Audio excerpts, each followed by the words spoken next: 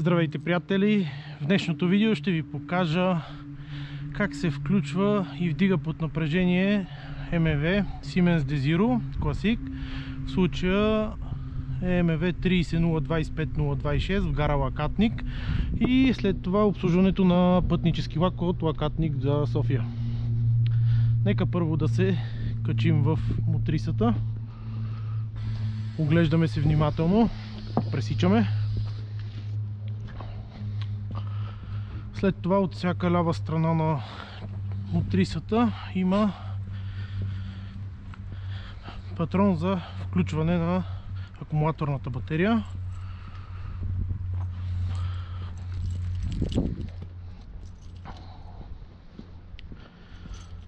Това са ни ключовете. С синия ключ има две положения: изключено и включено.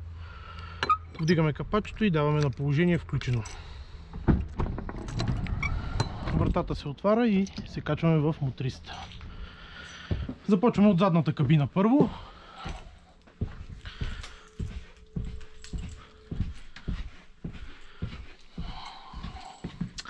Докато влезем в кабината, дали ще е в задната, дали ще е в другата по посока на движение предната, софтуерът зарежда. В задната кабина първо ще си запалиме червените светлини от този ключ и след това ще поставим ключа за управление на пулта и ще го активираме.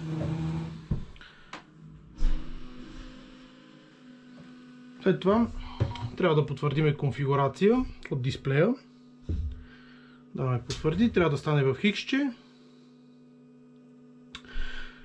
И сега вече можем да дигнем под напрежение. Първо ще вдигнем пантографа от втория ключ. Се задържаме малко. Ето, пантографа се вдига. И след това можем да включим главния прекъсвач от първия ключ. Той се чува. Изчакаме. Междувременно си прибираме огледалата.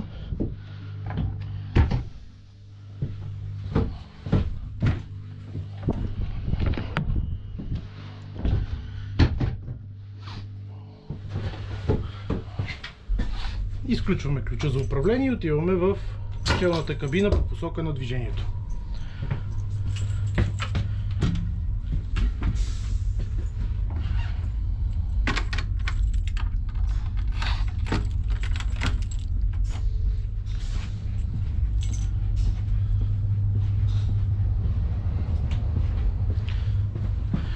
В момента вратите са блокирани, още не сме ги деблокирали да могат да се качват пътниците. Като смениме кабините за управление, ще ги отблокираме.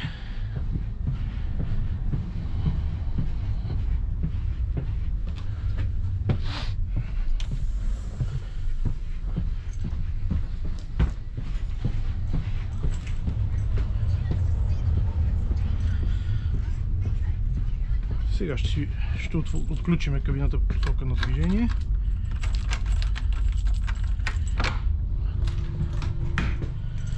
Така.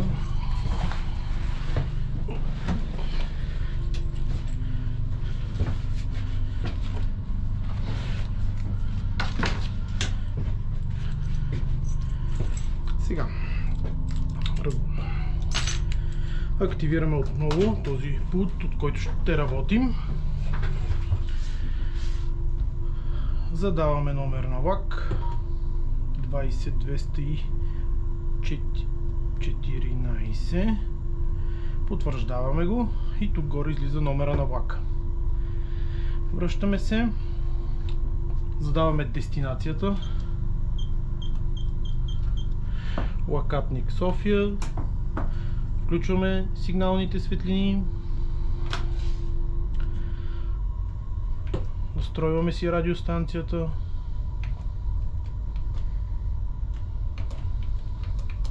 Номера на влака и канала. Но няма. Появи се канал. Чудесно.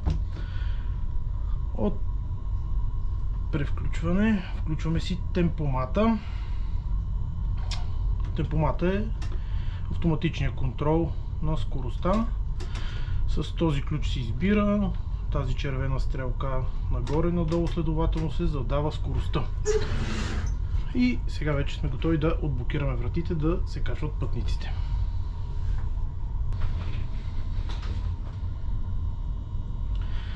Сега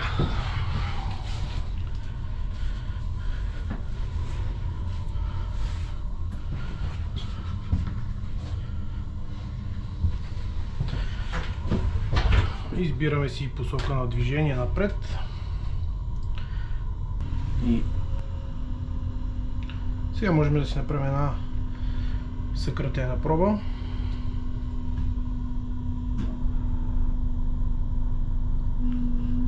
Кратката спирачна проба е активна. Сега компютъра сам ще си направи един тест за бързо спиране.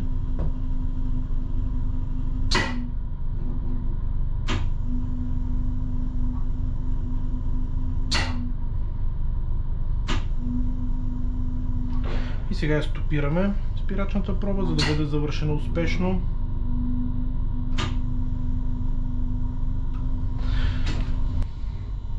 След като сме приключили с кратката спирачна проба, можем да разхлабим паркинг спирачката с задържане. Трябва да светне зелената индикация за паркинг спирачка разхлабване. Сега по пулта от тук се командват вратите. Съответно деблокирани десни врати, деблокирани леви врати и по средата затваря от двете страни. Това е клаксонът. Ключа за активиране на пулта за управление и реверсора за посока на движение. Съответно по средата е неутрално, назад и напред. Главният прекъсвач се управлява от този ключ. С издърпване към нас се изключва, с избутване напред се включва, но трябва задължително първо пантографа да е горе и да е измерил напрежението в контактната мрежа. Пантограф се управлява с този ключ. От този ключ се управляват дългите светлини, отоплението на челното стъкло, зададената скорост за автоматичния контрол с избутване напред. Червената стрелка се покачва нагоре по зададена по желаната скорост и в случая сме избрали 40 км в час. С издърпване назад намаляваме на колкото ни е необходимата скорост. В случая тук за излизане от гарата ще бъде 40 км в час. Осветлението на кабината с издърпване към нас, лампите светят в кабината. Осветлението на инструментите, тези инструменти, манометрите и скоростомера. С този ключ проверяваме дали всички лампи светят. Ето, всичките светят, а от тук подаваме пясък. Основният контролер за движение и спиране. За да активираме движение, първо задължително вратите трябва да са затворени, зелената лампа за затворени врати да ни свети постоянно и след това с натискане на топката и задаване напред можем да активираме теглителна сила. Съответно с издърпване назад активираме спирачна сила и накрая ни е бързата екстрена спирачка, която изпразва главния въздухопровод и вкарва максимално налягане в спирачните цилиндри. Жълтата стрелка ни показва налягането в спирачните цилиндри на Якобс-талигите. Якобс-талигите са междинните талиги, на която талига лягат два вагона. Моторните талиги са под всеки челен вагон или под всяка кабина. Главният въздухопровод ни показва с жълтата стрелка на горния манометър 5 атмосфери, а другото е налягането в главните въздушни резервоари, което варира между 8 и 10 атмосфери. Скоростомера е ясен. От тези ключове регулираме осветлението на зелената светлина, дали да е по-светло или по-тъмно, в случая ето така. Осветлението на инструментите също по-светло, по-тъмно и осветлението тук има лампа за разписанието. От този ключ си задаваме избора на сигналните светлини, челните сигнални светлини. В задната кабина зададохме две червени за край на влака, тук съответно три бели за начало на влака, две бели при маневра, изключено положение, едно червено, червено и бяло или червено, бяло и бяло. Тези светлини почти не се използват вече. От този ключ управляваме стъклочистачката, съответно на интервал или на степен 1 и степен 2. От тези бутони активираме, задържаме и разхлабваме паркинг спирачката на мотриста. С този бутон ни се активира измиването на челното стъкло. Бутона за външните високогорители, които се намират над вратите. От тук чрез микрофона може да обявиме на пътниците дадено съобщение, както и с разговорна връзка пътници в целия влак да ни слушат пътниците. Разговорна връзка кабина 1, кабина 2, когато в задната кабина има някой или когато са скачени няколко мотриси по система много единици, във всичките кабини чрез този бутон може да си комуникираш с различните машинисти. Аварийното повикване. При всяка външна врата има бутон за аварийно повикване. Когато бъде натиснат, този бутон започва да мига в червено и можеш да говориш с дадения пътник какви са му исканията, проблемите. В салона за пътниците има внезапна спирачка, която като бъде дръпната с цел машиниста да спре на подходящо място, има бутон за отмяна на внезапното спиране. Демек, ако пътника издърпа тази спирачка и влакът се намира в тунел или на мост или някъде, където профилът не е подходящ, машинистът може чрез задържането на този бутон да отмени внезапното спиране и да спре на по-подходящо място. Лампа за повреда в записващото устройство. Ако светне, нямаме право да се движиме, тъй като нямаме записване на данни като скорост, време и така нататък. Тези лампи тук са за дългите светлини. При активирането на дългите светлини тази лампа ще светне. Съответно, повреда категория А, категория Б и категория С. Категория С е най-ниската повреда. С нея можем да се движиме, както и с категория Б, докато категория А, когато я има, ни се блокира и тягата. Лампата за устройство за бдителност светва в червено и с педала или с топката на контролера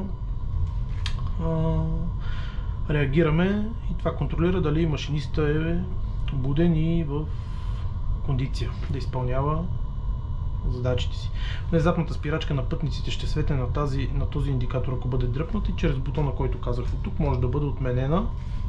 Вратите, когато се затворят, ще светне лампата в зелено, останалите са за резерва.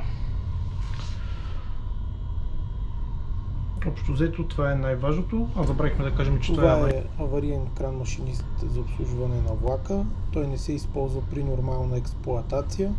Ако теглим друга мотриса без система много единици, чрез него управляваме спирачката и на другия влак, както и на цялата композиция, ако са скачени няколко влака без система много единици. Бутона за внезапната спирачка, той активира, изпразва главния въздухопровод директно чрез натискане и може да бъде отменена чрез връщане. Като бъде натисната, изпразва провода, светва ни категория А, че сме задействали внезапната спирачка и чрез връщане я освобождаваме. Сега изчакваме да стане време, за да заминем от гара Лакатник посока София.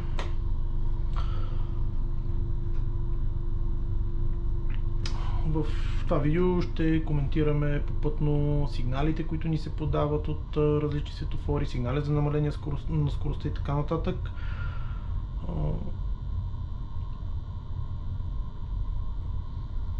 Ако имате въпроси, можете да ги задавате в коментарите под видеото.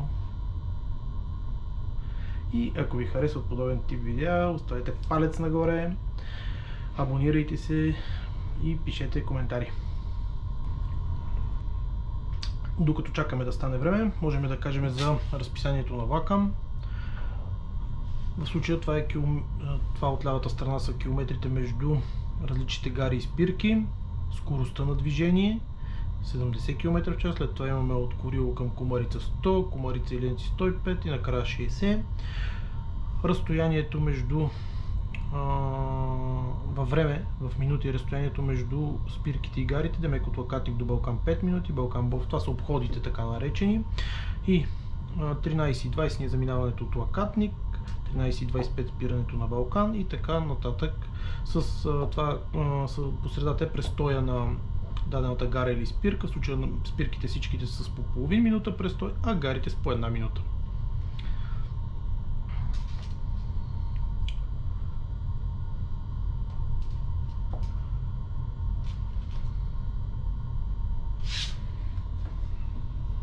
Изчакваме всеки момент да стане време. Дежурният ръководител се е показал. Началник влака ще му даде сигнал за готовност на влака и дежурният ръководител ще ни даде заповед за заминаване. Изчакваме всички пътници да се качат.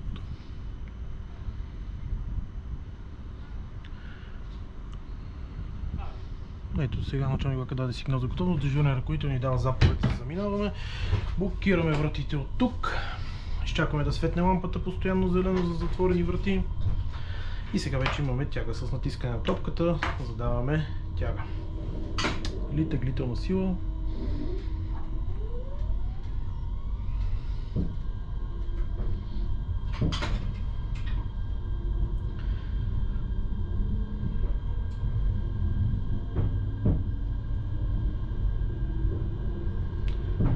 Сега в случая първо ще видим повторителя на изходния сигнал, който ни показва една зелена светлина, само че имаме изход разрешен, тъй като изходния е в края на гарата, в криви не се вижда, затова на коловоза има и повторител.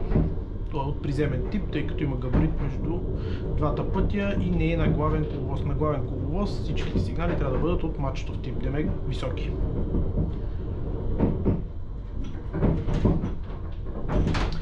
Тук в случая гара Лакатник е по обикновената сигнализация и на изходния ще ни свети само една зелена светлина, която ни казва, че изхода е разрешен, без да ни оказва с каква скорост. За това, независимо дали е от главен или от отклонителен коловоз, караме до 40 км в час, докато излеземе от гърловината на гарата. Автоматичният контрол е включен и мотрисата си поддържа сама скорост от 40 км в час, която е зададена. Сега имаме начало на 50 км в час, зелено с жълто, това е сигналът за начало на намалението. Мотрисата излезе от стрелките и ускоряваме до 50 км в час.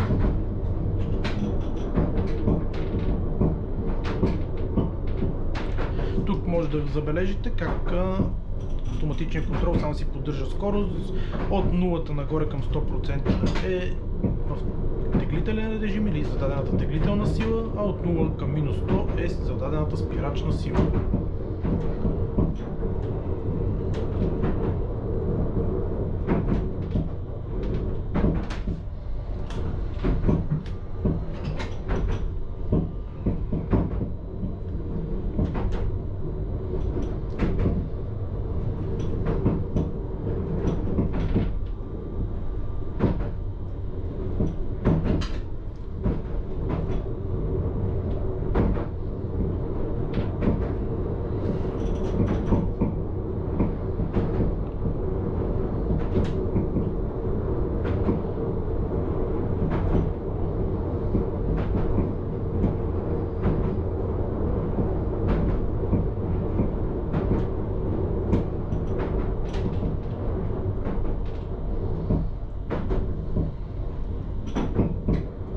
Ето сега ни светна лампата за устройство за бдителност. Сега, когато не реагирам, почва да свири и след 2 секунди изпуска провода на влака, ако пак не реагирам с натискане в случая на педал долу под пулта.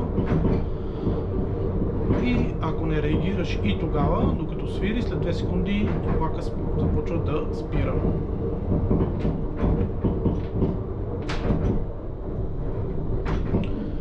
Тук имаме сега пред нас една малко невзрачна табела с буква С, която означава сигнал внимание да се свири с локомотивната свирка. Това е едно продължително изсвирване.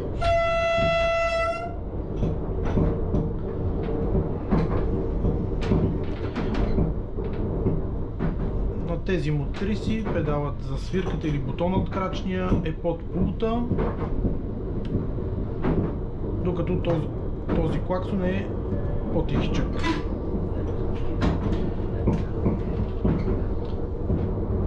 Сега от тук включваме осветлението на пътниците. От превключване, осветление. В случая съм задал частичното осветление на салона, защото влак се движиме пред деня, трябва ни само за тунелите.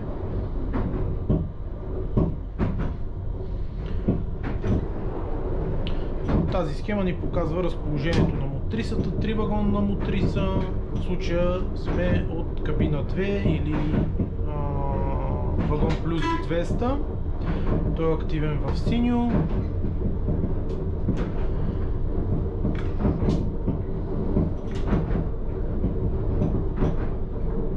И сега спираме на спирка Балкан.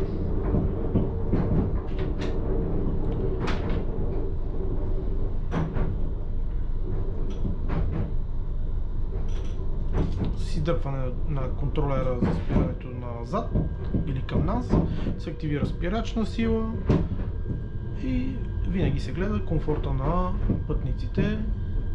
Затова се спира по-лекичко, не толкова усилено. Задължително всички пътнически влакове се установяват на указателя P, както го виждате в дясно долу, но в случай ако е много дълъг перона, може и да се спре където са пътниците, защото иначе няма да бъде комфортно за тях. Сега началник влака ни дава сигнал за готовност и затова блокираме вратите всъщност от бутона, светва ни зелената лампа и отново подаваме тяга.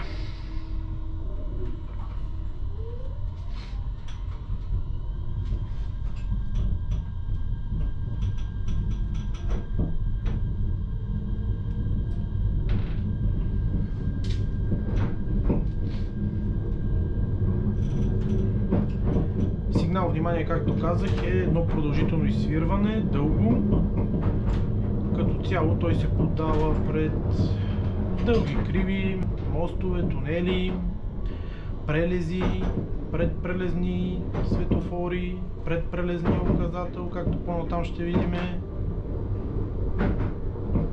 и на още доста места, и най-вече по преценка на локомотивния машинист, ако има хора на линията, животни.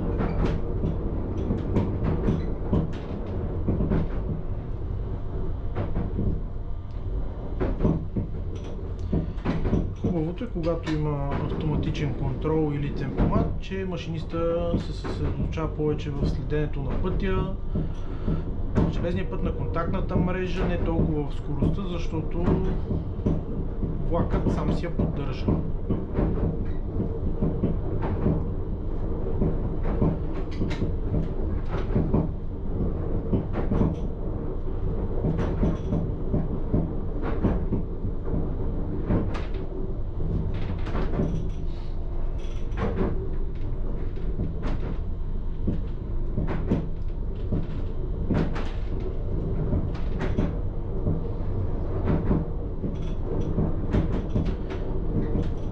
В момента се движим в Искърското дефиле, отдясно на нас се намира река Искър.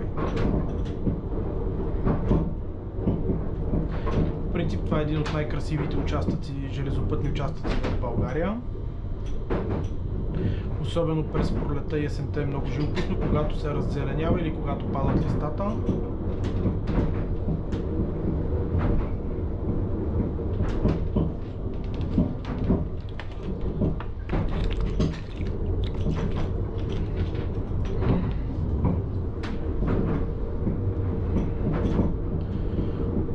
Скоростта в това междугарие преди време беше 70 км в час, в момента е намалена с намаление, както видяхме, на 50 км в час.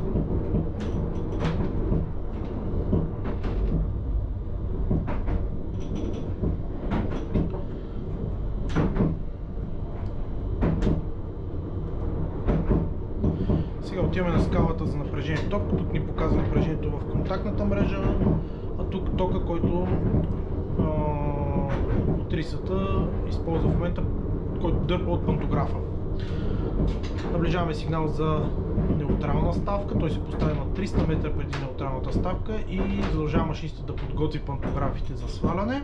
И междувременно минаваме предупредителния сигнал по обикновената сигнализация на гара Бов, който ни дава две зелени диагонално разположени, че входният е отворен заглавен коловоз с определената за влака скорост. Демек може да влеземе с тази скорост, която се движиме в гарата. Връщаме контролера на 0 и чрез издърпване на ключа за токоприемника сваляме пантограф. Сега ще изчезне тук напрежението в контактната мрежа. Демек пантографът е долу.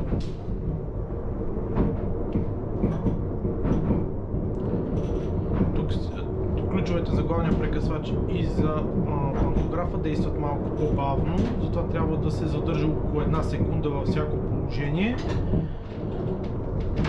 Включваме си дългите светлини за тунела и сигнала за вдигане на пантографа.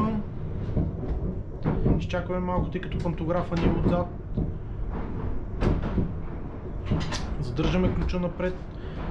Изчакваме да се появи напрежението в контактната мрежа и сега вече можем да включим главният прекъсвач. Ето тук се индикира, че е включен. Когато изчезне надписа зареждане, значи вече тук изправителите са активирани и можем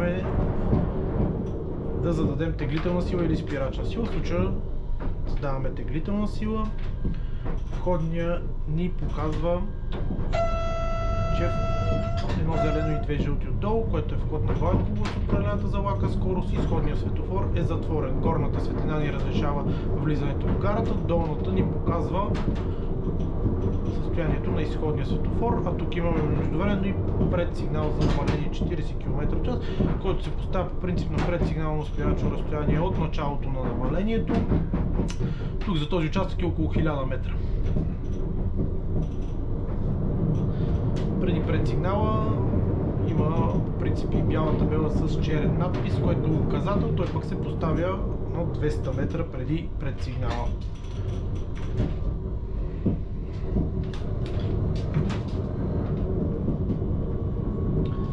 Ето сега тук в случая сигналът P, където трябва да се установи задължително пътнически влак, е малко по-напред, затова все пак с цел комфортно обслужване на пътниците ние установяваме така влака, че вагоните да са при тях, иначе ако го установим отпред, това е все пак за по-дълги влакове, ще трябва да ни гонят. Спираме на 0 и деблокираме вратите. Сега изчакаме отново, тук имаме повторителен сигнал, тъй като изхода няма да го видиме. В случая сме на главния коловоз, затова е и мачтов тип. Когато има габарит, се поставя и на другите коловози мачтов тип, както е на десния коловоз. Сега изчакваме началник влака да даде отново сигнал за готовност на влака и дежурния ръководител ни дава заповед за заминаване. Блокираме вратите.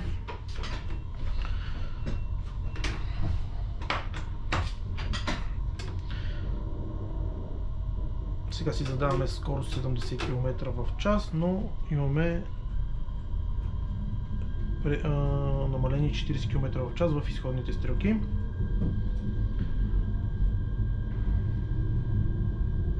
Тук също сигнализацията е обикновена, затова караме до 40.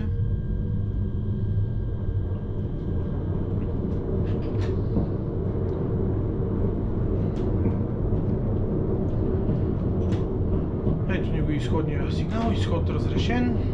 Тук имаме в ляво края на намаление 50 км в час и начало на 40 км в час.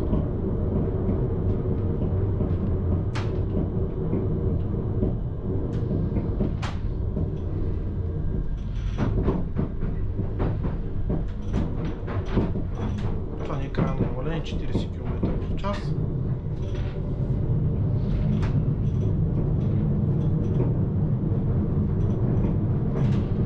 Сега, когато имаме обратен входен светофор по пътя, трябва да проверим и него, да го погледнем. В принцип трябва да е червен или неосветен.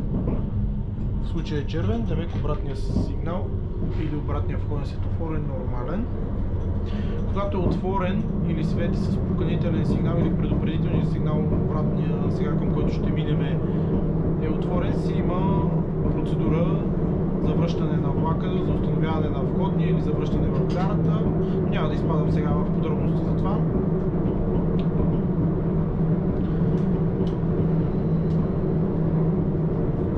Сега наближаваме предпрелезен светофор. Разбираме, че е предпрелезен по табелите с триъгълничета, съответно на 300, 200 и 100 метра.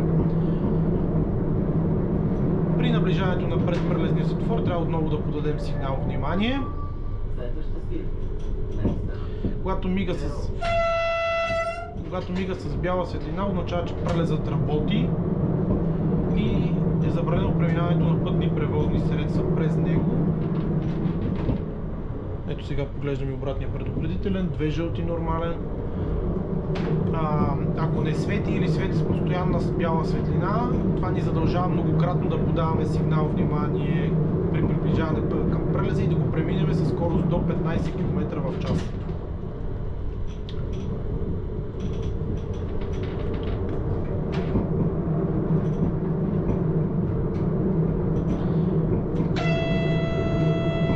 Това колче е така наречения предпрелезен указател с 4 черни и 4 бели ивици. Той се поставя на около 600 метра преди прелеза и също ни задължава да подадем сигнал внимание.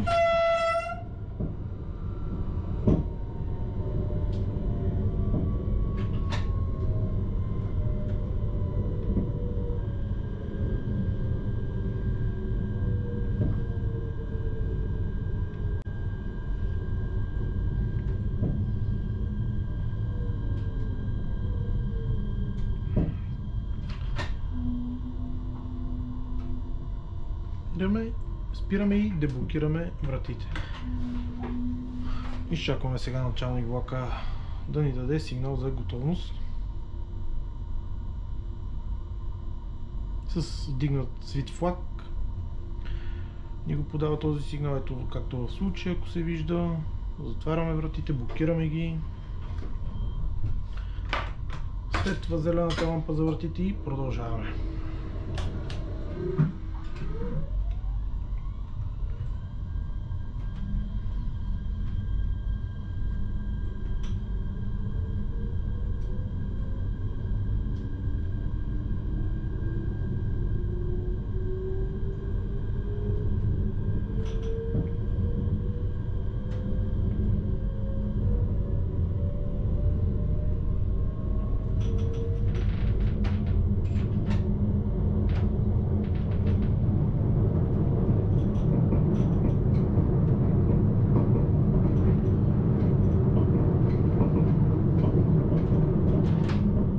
Когато машинистът види някакво препятствие на пътя или се получи някаква екстремна ситуация, задължително по най-бързия начин или издърпва контролера на положение екстрено спиране бързо действаща спирачка или удря червения бутон за внезапната спирачка и по възможност, ако има време, задължително трябва да избяга назад.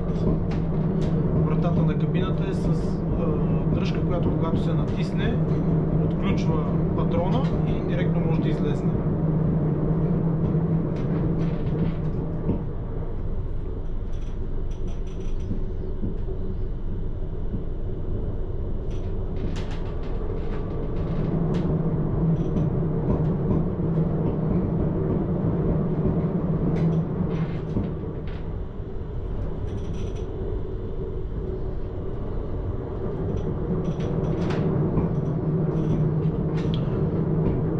Наближаваме предпрелезен светофор, познаваме го по триъгълничетата, 300, 200 и 100 метра.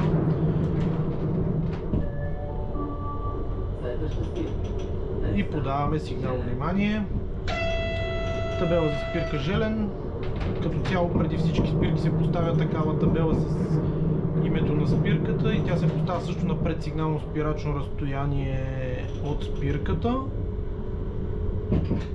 което тук е, както казахме, около 1000 метра за този участък, иначе има предсигнални спирачни разстояния и 700, 1200, 1500 метра. Това са, разбира се, минималните разстояния, вече максимално може да бъде поставена и по-далече. Отново предпрелезния указател и сигнал внимание.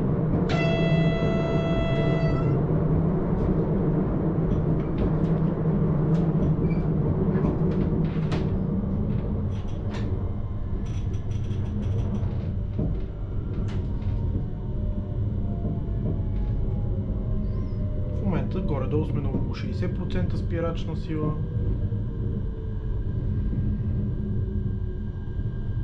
Като винаги трябва да се стараем спиранията и тръгванията да бъдат плавни и комфортни за пътуващите. Деблокираме отново вратите. Когато ги деблокираме вратите, тук вкарва налягане в спирачните цилиндри. Това е установителната спирачка, която работи на място, докато са затворени вратите. Началник влака през това време ни дава сигнал за готовност на влака. Блокираме ги вратите и отново задаваме тяга. Тягата задава с натискане на топката. Ако няма натиснеме, няма да може да зададем тяга.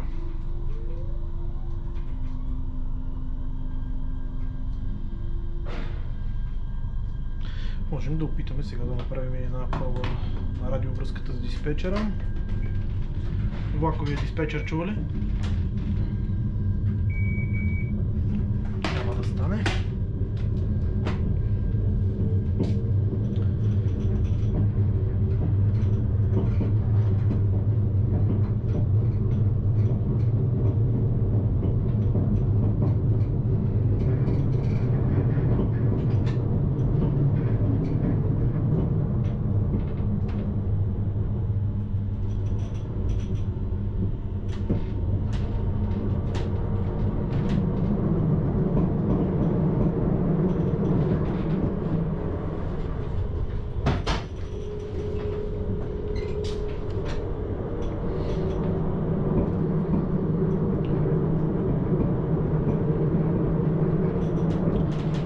Тези предсветофорни указатели с диагоналните черти се ориентираме, че наближаваме предупредителен светофор. Съответно се поставят на 300, на 200 и на 100 метра. А предупредителният светофор в момента ни показва две жълти светлини, което означава, че входният светофор ни е затворен, демек червен, но в момента го промени. Отвори го входния светофор за главен коловоз с определената за влака скорост. Ето това сега в дясно долу е указателя за 25 км в час, който се поставя на 200 метра преди предсигнала. Предсигнала е жълт с червен кан по края и отново показва скоростта. А началото е зелено и жълто, разделени диагонално.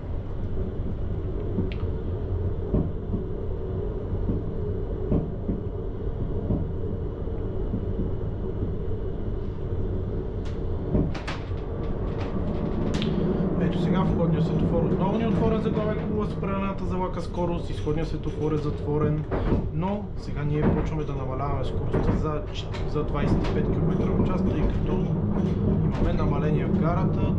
В гара Своге се извършват ремонтни дейности и заради това най-вече това намаление от 25 км в час.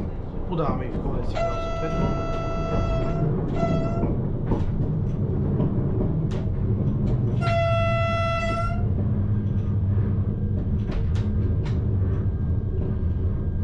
Почва 25 км в час, следователно можем да си зададем, тъй като цялата гара е 25 км в час, темпомата маркираме на 25 и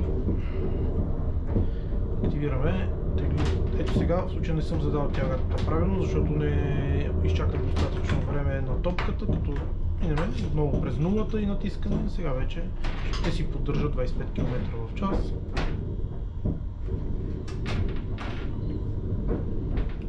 В случая ще има малък престой за пътниците от около 3 минути.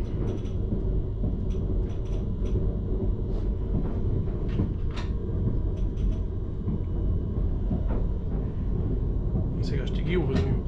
Уважаеми дами и господа, влакът има 3 минути престой по разписание.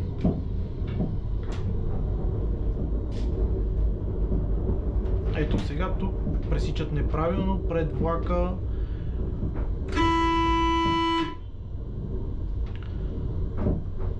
Всеки сам си носи отговорност.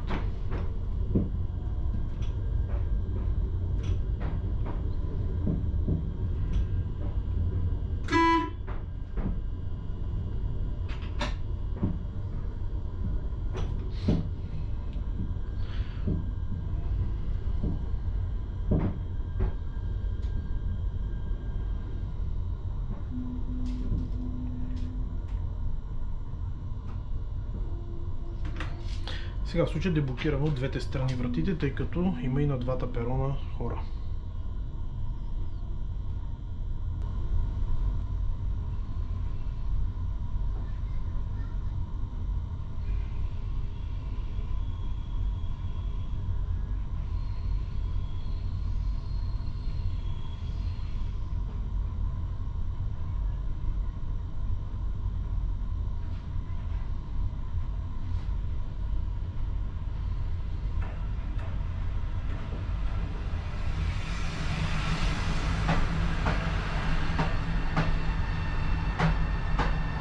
Бързия влак от София за Варна с 2 локомотива.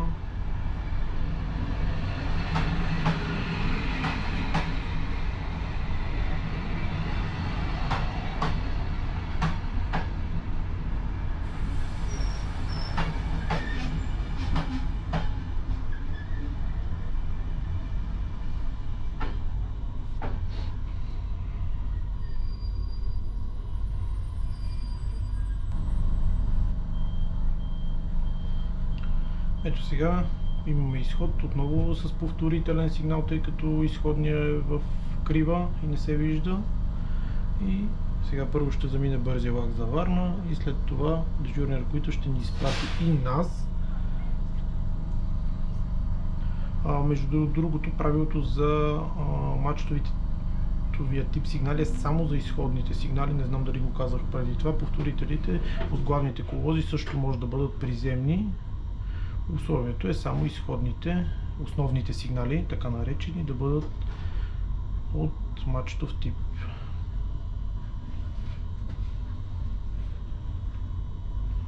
Бързи влак замина, сега е наш ред.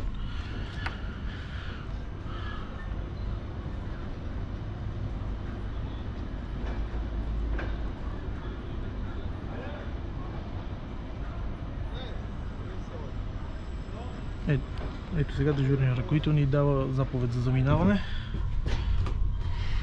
Блокираме вратите.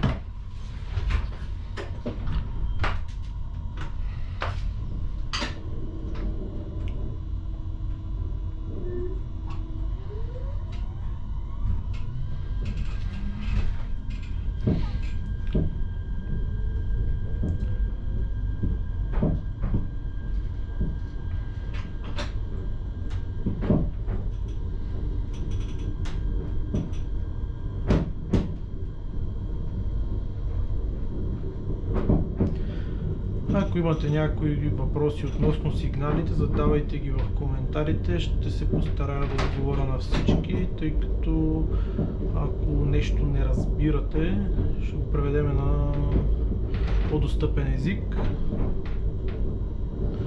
Между другото, в железопътния транспорт няма завои. Всичките завои се казват криви. Лява крива, дясна крива. Изходният ни е разрешен.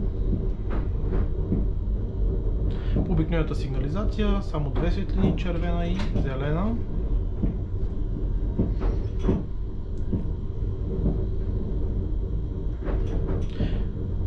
Стрелките също имат сигнално значение, но може да обърнем повече внимание на тях в някое друго видео.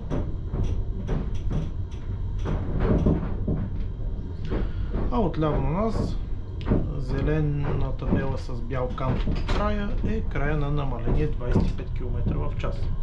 Сега можем да си зададем 70 и като мине влака покрай табелата, демек целият влак да мине покрай нея, можем вече да ускоряваме за 70 км в час.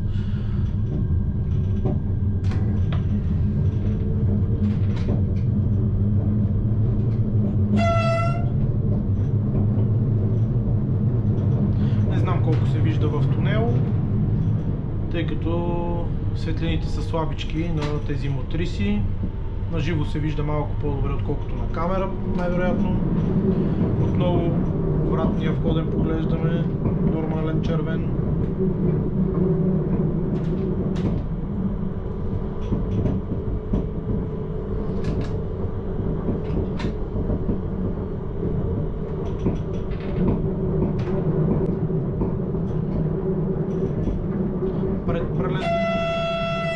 Предпрелезен указател, подаваме сигнал внимание.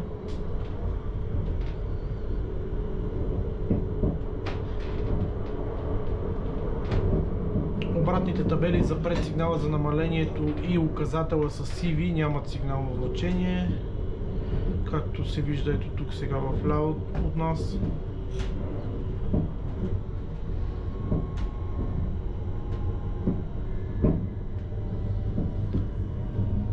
Между другото, сигнализацията в железопътния транспорт е много интересна и доста логична.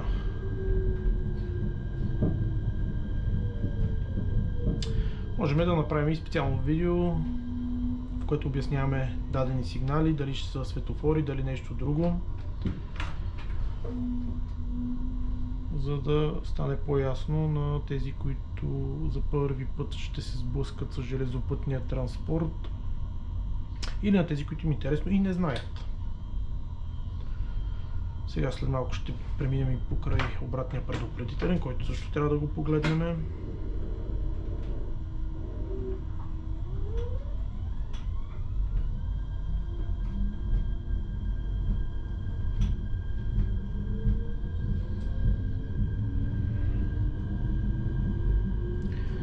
е жълти, демек входния е затворен нормален.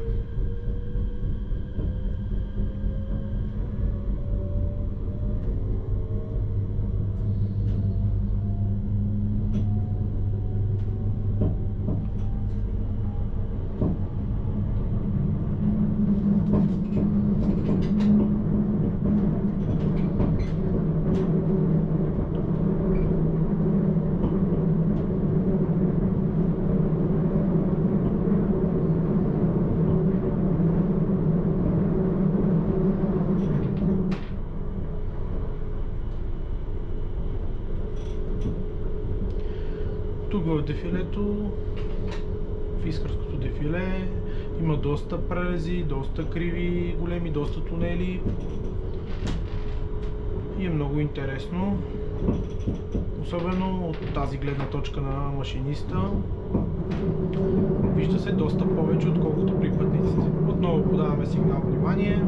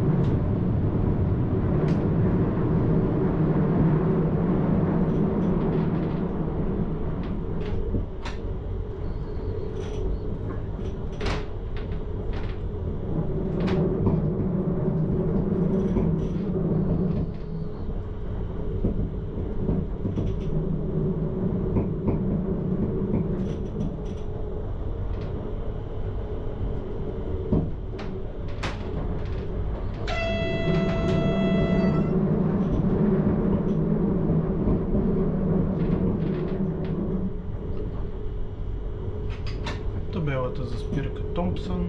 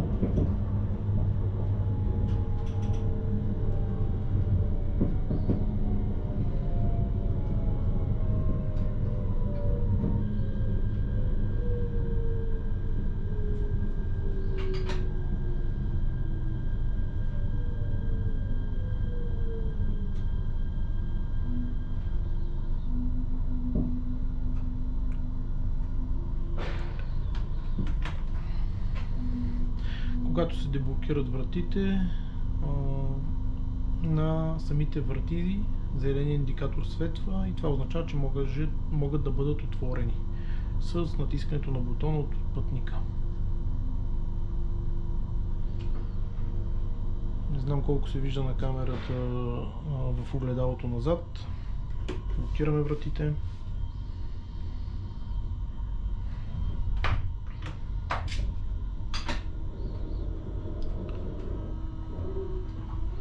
Устройството за бдителност трябва да бъде постоянно натиснато и съответно, както казахме, при светването на червения индикатор и звуковия сигнал трябва да бъде отпуснат педала и да бъде натиснат пак.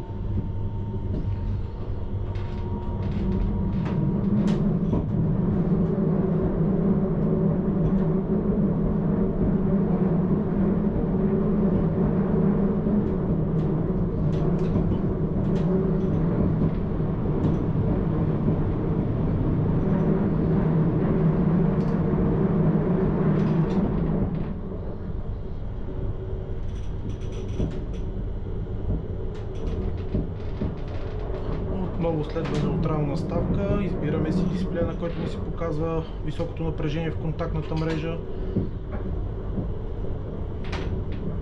и сигналът свали пантографа, който се поставя на около 50 метра преди самата неутрална ставка с издърпване на ключа, задържане от 1 секунда и пантографа е долу.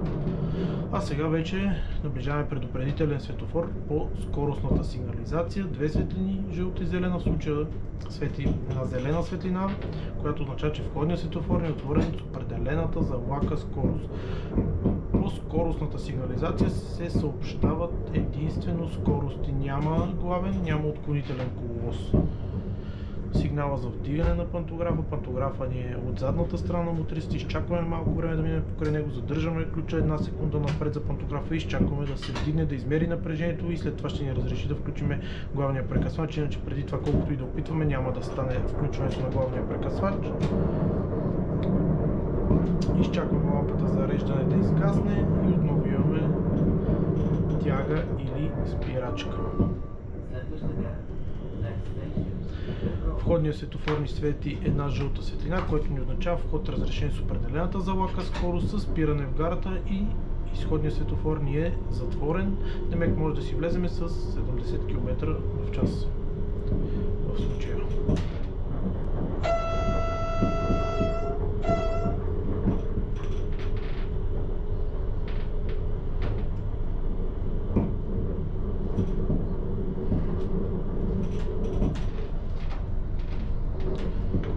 Сега на тази гара малко по-специфично, че по този път номер 2, перона ще ни се падне от дясната страна, а дежурният ръководител от лявата страна. И сега, когато спрем,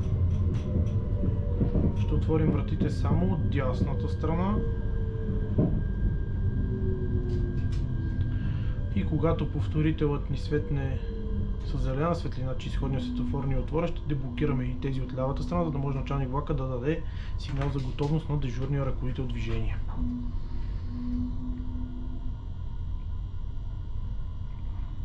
Ето сега имаме разрешаващо показание на изходния сигнал, изчакваме да слезат пътниците, наблюдаваме си в огледалото и началника на влака.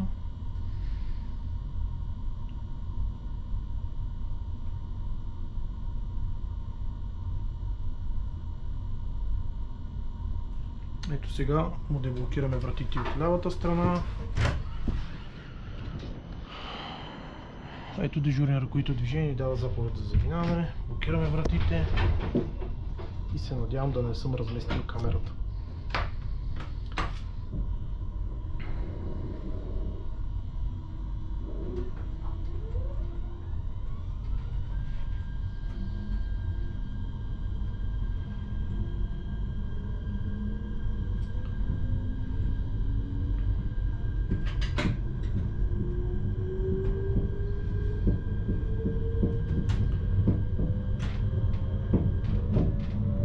Вече виждаме изходния, който ни подава една зелена светлина, което ни разрешава излизане с определената за влака скорост от гарата.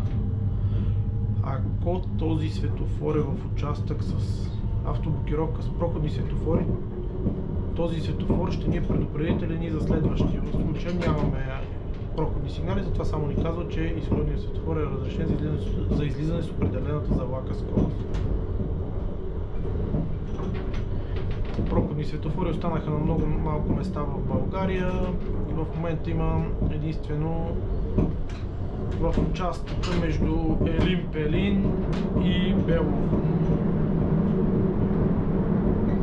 Навсякъде другаде, където имало, са били премахнати. Сега обратния входен ни от лявата страна, поглеждаме го отново и нормален.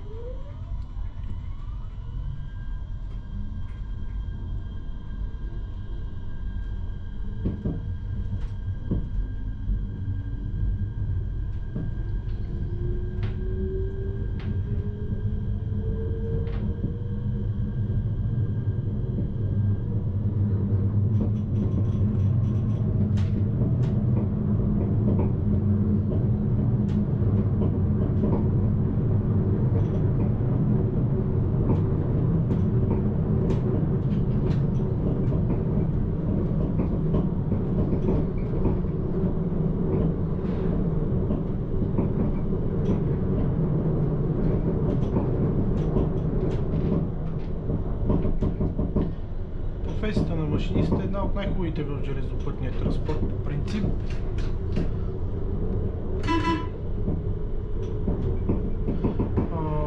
Защото си постоянно в движение, защото имаш разнообразие, не е да седиш на едно място, не е да седиш на бюро, пътуваш, обикаляш България. Както в случая се разминахме с друг влак на двупътен участък, също трябва да гледаме неговата цялост. Деме края на влака да светят червените светлини, куплата да е подвита, атракционната кука и буферите да са на лице, както и задните ръкави, колкото може да видим в бързината. В случая стоповете бяха достатъчни, както и буферите. Това се вижда най-бързо.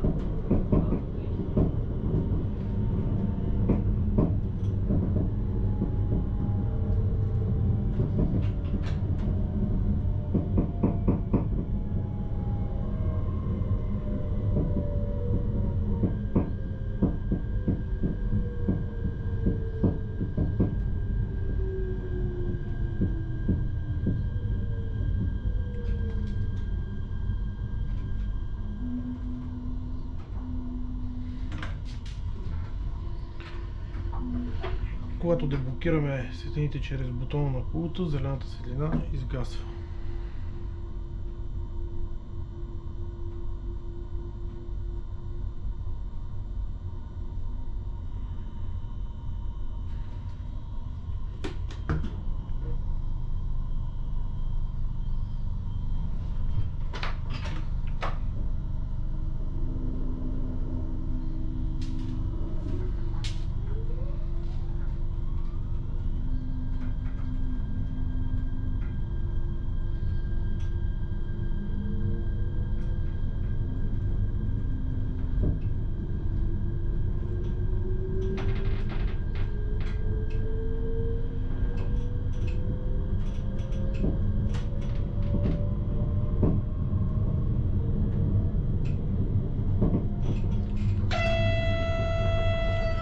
Това ни е последният тунел от групата тунели в Искърското дефиле. Тунел номер 1, ако се вижда на видеото горе.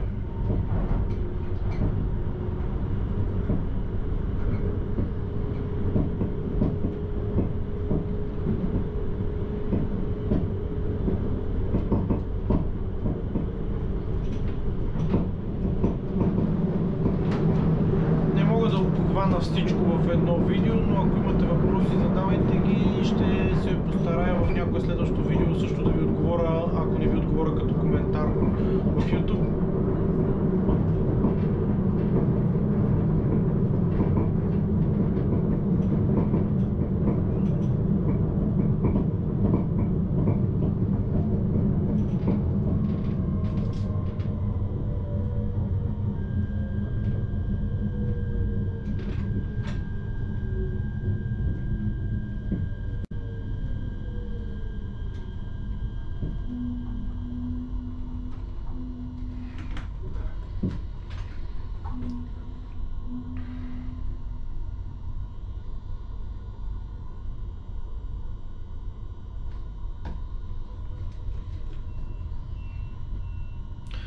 Когато се зададе блокиране на вратите или при затваряне на самите врати, те издават звуков сигнал, за да предупредят качващите или слизащи пътници, че се затварят.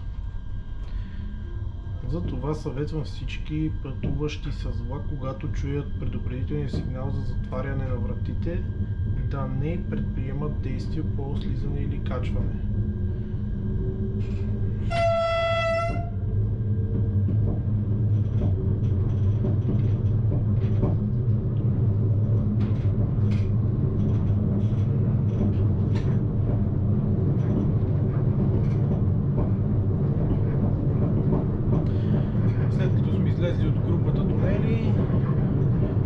подробна схема през менюто на превключване, осветление. Можем да го изгасим. Слизаме с стрелките до частично осветление включено и даваме светлина изключено. След като се е махнало хиксчето от квадратчетата, значи осветлението в салоните е изключено.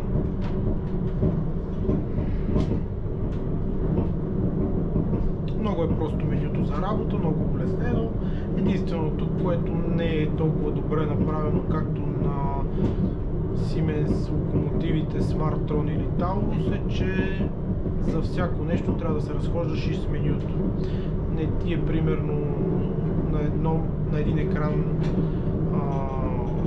напрежението, тока, теглителната сила, постоянно се разхождаш из екраните, въпреки че има доста място на екран, където може да се събере всичко малко по-подробно, но както и да е. Това да му е проблема, както се казва.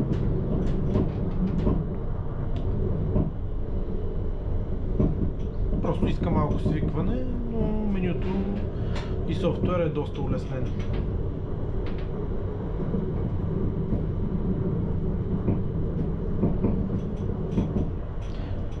Сега отиваме към гара Курил и след това оттам скоростта ни се променя на 100 към спирка Кумарица.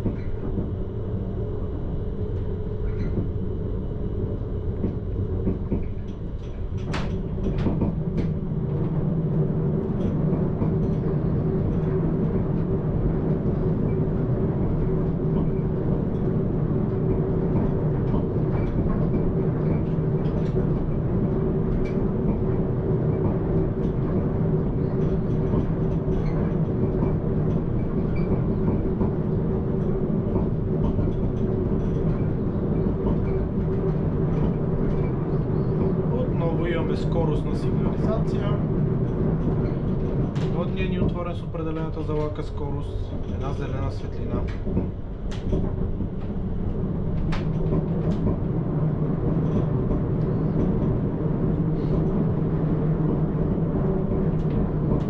Указател за 70 км в час имаме и предсигнала за 70, тъй като по принцип скоростта за дадено междугарие се променя от приемното здание на гарата.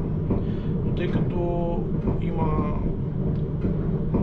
голяма крива след приемното здание, тя е за 70 км в час и затова има намаление за нея и след това, след изходните стрелки, скоростта става 100 км в час.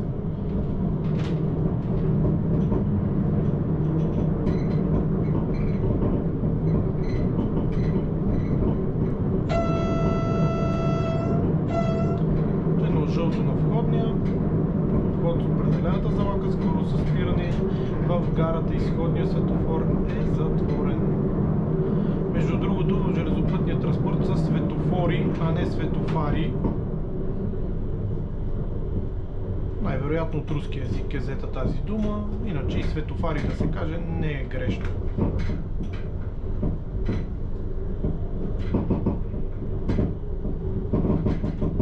Но по железопътната терминология са светофори.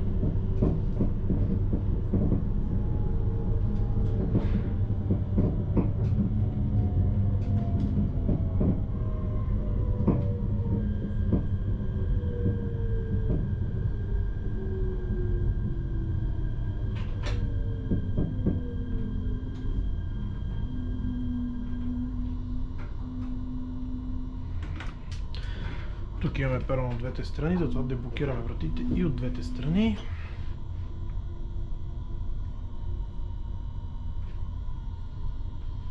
Изчакваме повторител да светне.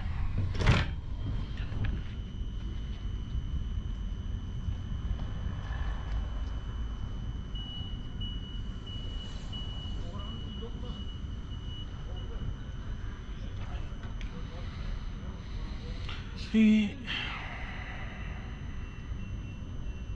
дежурния се мотка. Дежурния, ето сега ни даде заповед за заминаване. Блокираме вратите. Сега си задаваме максимална скорост 100, но ще караме с 70 км в час, тъй като имаме намаление.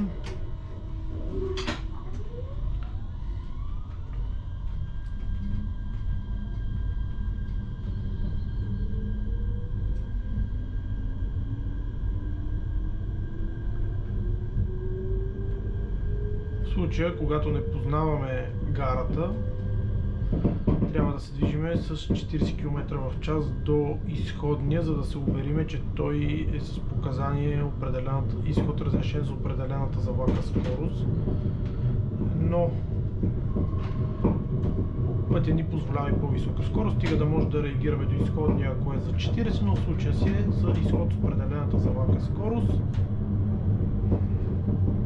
Една зелена светлина, а отляво на изхода и края на намалението 70. Изчакваме целия влак да мине покрай него и ускоряваме за 100 км в час.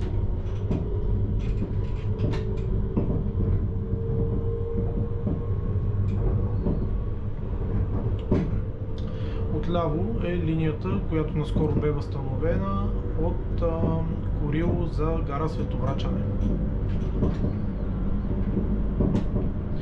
Имаме указател 15, предсигнал 15, в случая прелеза ни работи, но е сигнализиран с намаление за 15 км в час.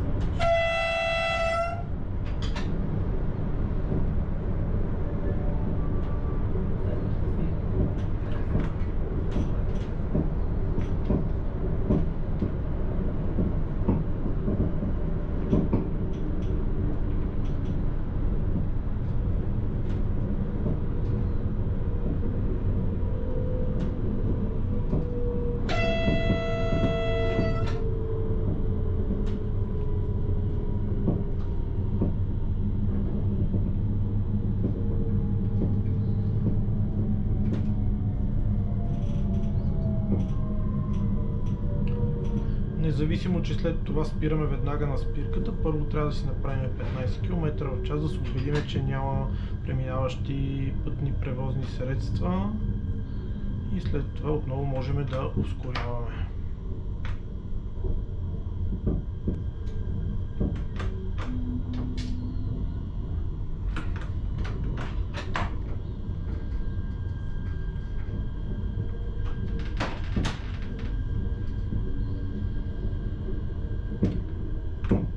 В случая изтегляме малко по-напред, за да освободим прелеза, за да могат пътните превозни средства да преминават, докато ние стоиме на спирката.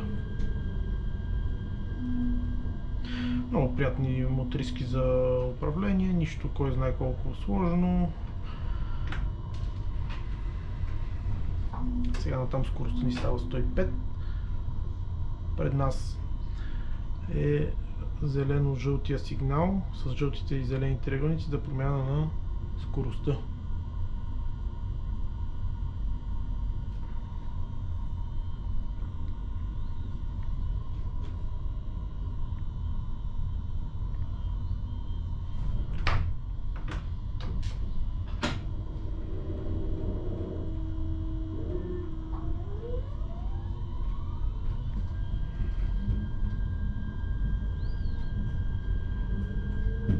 Ето тук скоростта става 105 км в час.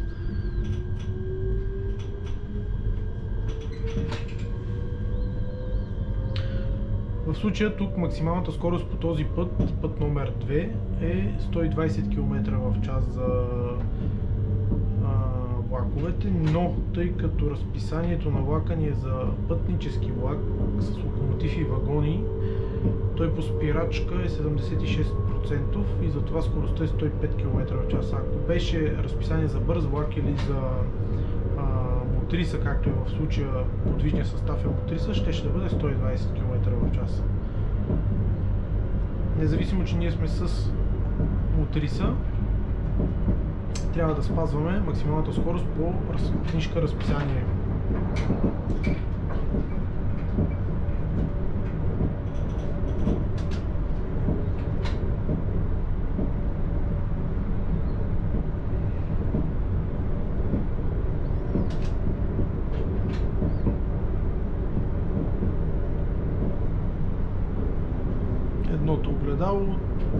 струята се завъртя. Трябва да го правим после при спиране в гарата, за да имаме видимост назад.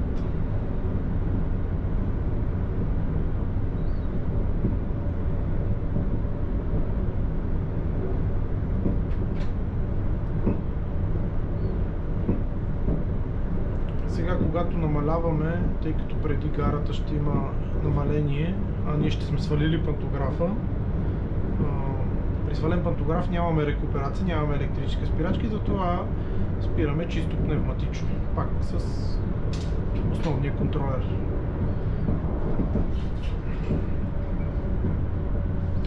Отиваме на напрежение ток. Ето, вижда се консумацията през пантографа в момента, 25 ампера беше. Входният ни отвор с определената за влака скорост, следва неутрална ставка, обаче имаме и указател за 60 км в час. Издърпваме ключа за пантографа, сваляме го пред сигнала за 60-те.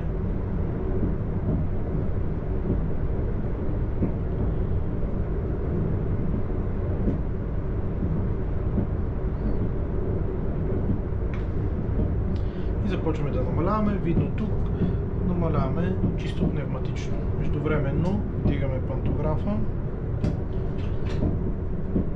Входния отново ни е по скоростната сигнализация. Пантографа се вдигна, включваме главния прекъсвач.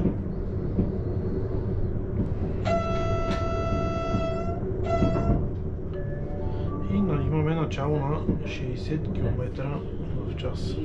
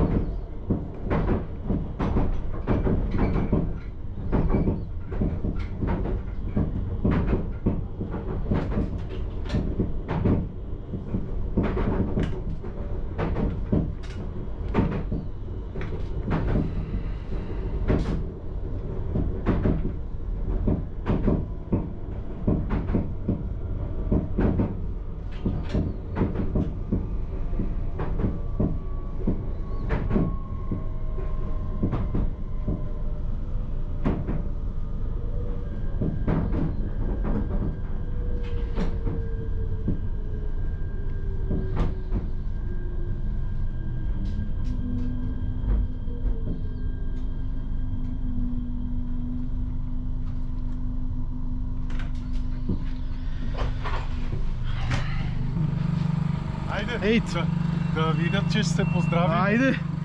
Ще така. Айде! Така, имаме изход. Дежурен ни дава заповед за минаване. Блокираме вратите. Сега, тук е малко особено, че гара Илиенци с изходните светофори от към страна София е по обикновената сигнализация, не по скоростната. Влизаме с входен светофор по скоростната, обаче изходния ни е по обикновената. Познаваме го по това, че зелената светлина е най-горе, докато по скоростната горе трябва да бъде жълтата светлина. Естествено, излизаме до 40 км в час, ако не познаваме трасето. В случая сме в главния коловоз, но няма как да го знаеме.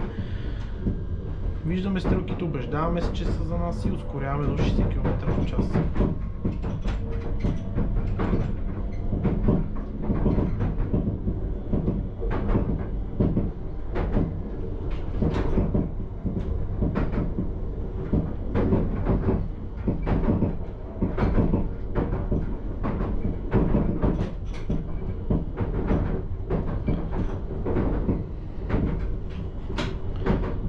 Наближаваме и крайната гара, София централна гара, но преди това гара София север. Тук отново имаме скоростна сигнализация.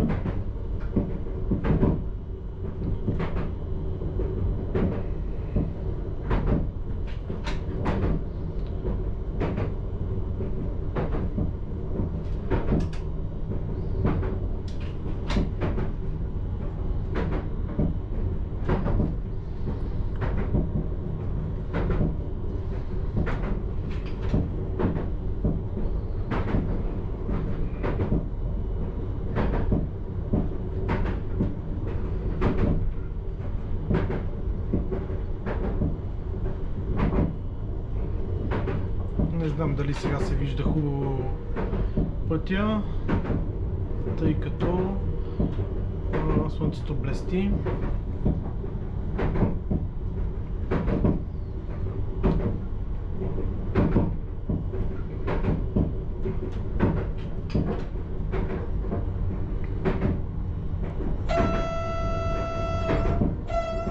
Между другото, светлините на входния светофор по скоростната сигнализация са жълта, зелена, червена и втора жълта светлина. Отделния фар отдолу е за поканителния сигнал.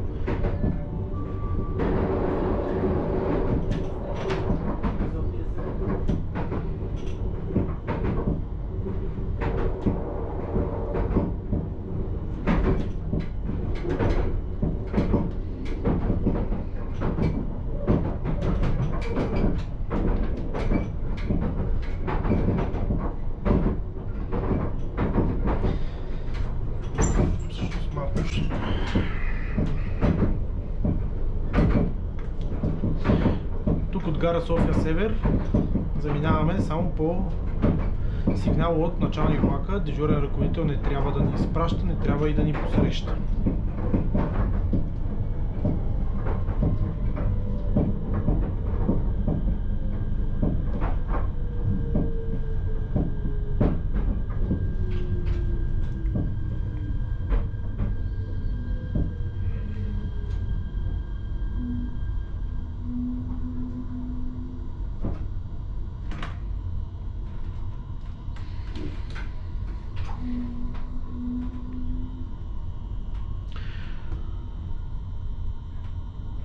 Тук на тази гара между София Север и София, тъй като разстоянието е прекалено малко, изходният светофор на тази гара ни дава показания за входния светофор на централна гара София, тъй като няма достатъчно разстояние или предсигнално разстояние да се постави предупредителен светофор, и затова изходния на предишната гара дава показания и за входния на следващата гара.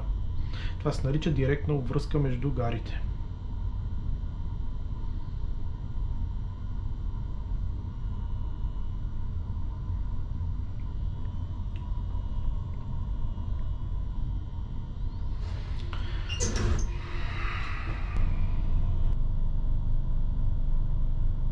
Ето сега вече имаме изход.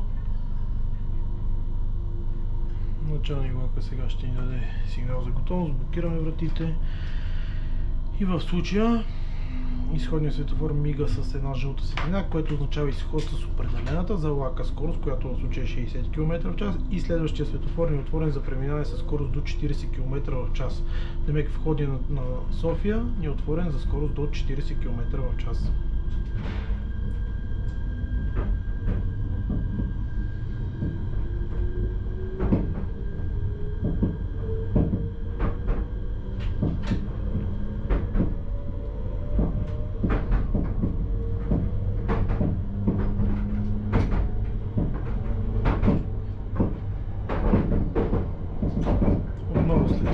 Ставка.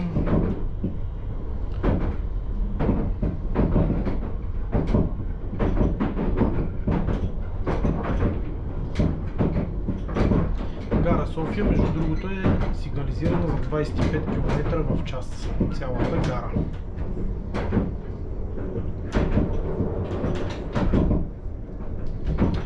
Двете жълти на входния на София ни означават вход разрешен със скорост до 40 км в час с спиране в гарата. Изходният светофор е затворен, а отдолу буквата П ни указва, че влизаме в пътническия парк на гарата.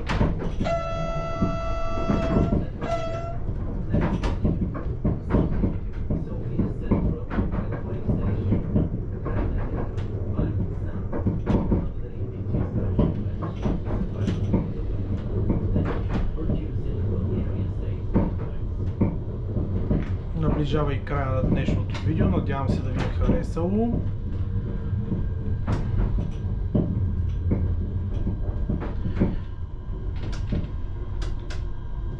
Тук и началото на 25 км в час.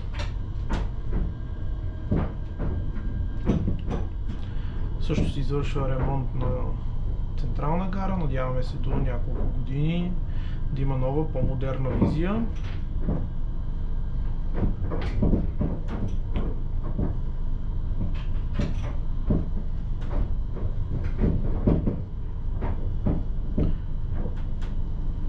Тези долу ниско светофори с синята светлина се наричат маневрени светофори. Те се използват само при маневра, когато се движи влакът или съставът като маневра. Ние в случая сме като влак, редовен, с редовен вход и изход се заминава, и синьото показание не се отнася за нас. Иначе синьото показание е маневра забранена. Но за тях може в някое друго видео или в коментарите.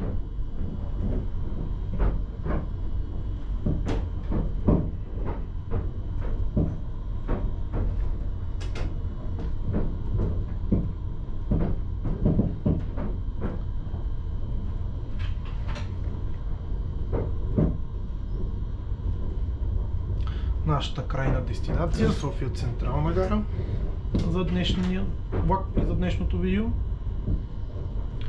Ако ви харесват подобен тип видеа, оставете по един палец нагоре, абонирайте се за канала с камбанката, за да ви излизат още известия, когато правя такива видеа.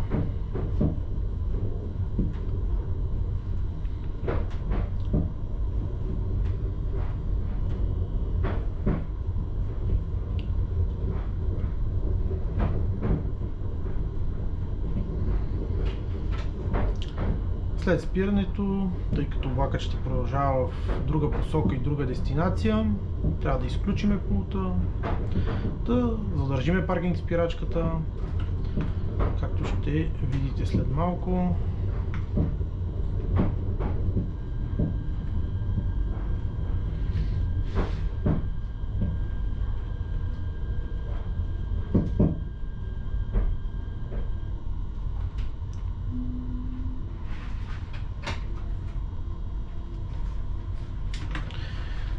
Деблокираме вратите, задържаме паркинг спирачката,